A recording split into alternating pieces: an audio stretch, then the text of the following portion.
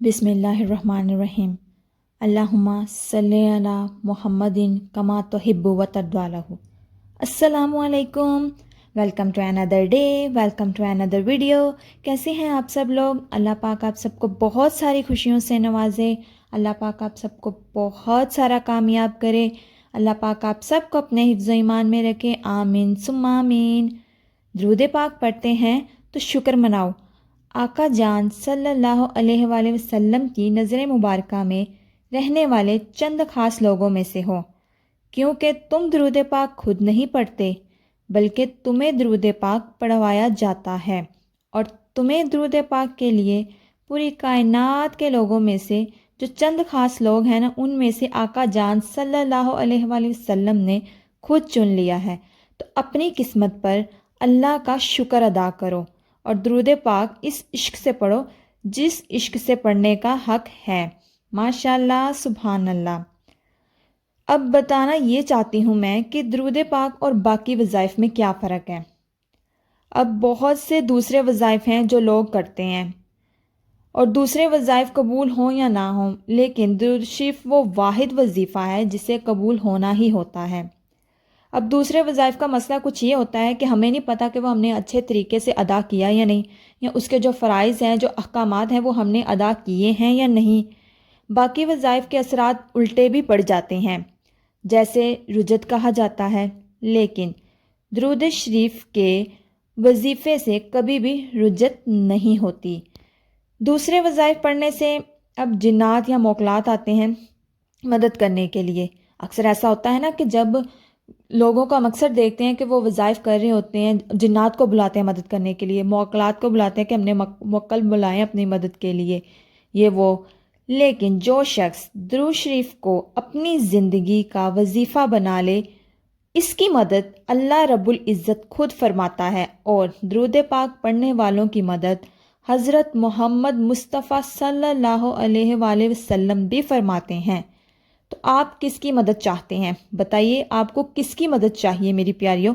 اللہ اور اس کے رسول صلی اللہ علیہ وآلہ وسلم کی، یا جنات اور موکلات کی چاہیے؟ ظاہر اوبیسلی سب کو اللہ اور اس کے رسول صلی اللہ علیہ وآلہ وسلم کی ہی مدد چاہیے۔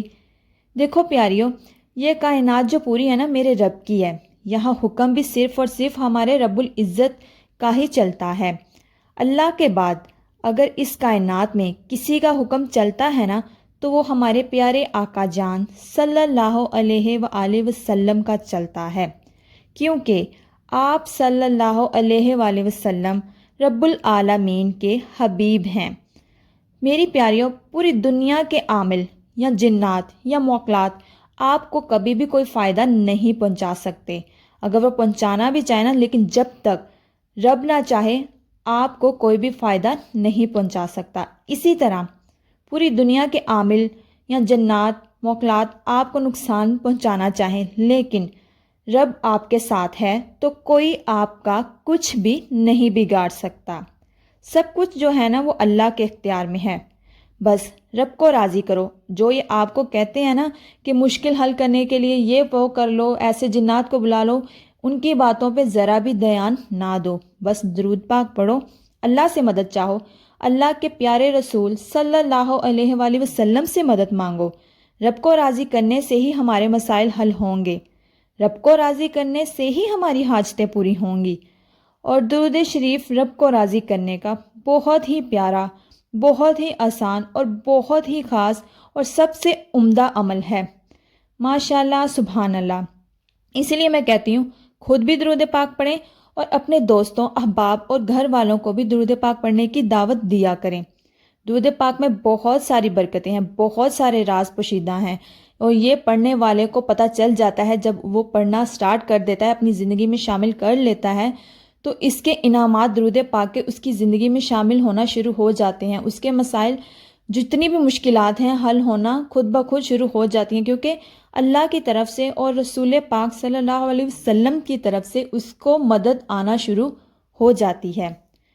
ویڈیو کے اینڈ میں یہی کہوں گی کہ نہ تو میں کوئی اسکالر ہوں، نہ ہی میں کوئی ڈاکٹر ہوں، اور نہ ہی کوئی عالمہ ہوں، ایک عام سی انسان ہوں، خطے کار گنہگار سی انسان ہوں۔ بس اپنے اللہ پاک کو راضی کرنے کی کوشش کر رہی ہوں. آپ بھی دعا کیجئے، میں بھی دعا کرتی ہوں کہ اللہ پاک آپ سے، مجھ سے، ہم سب سے راضی ہو جائیں. آمین ثم آمین. تو بہت سارا درود پاک پڑھیں، کثرت سے پڑھیں، اور اپنی دعا میں مجھے بھی یاد رکھیے گا. اللہ حافظ.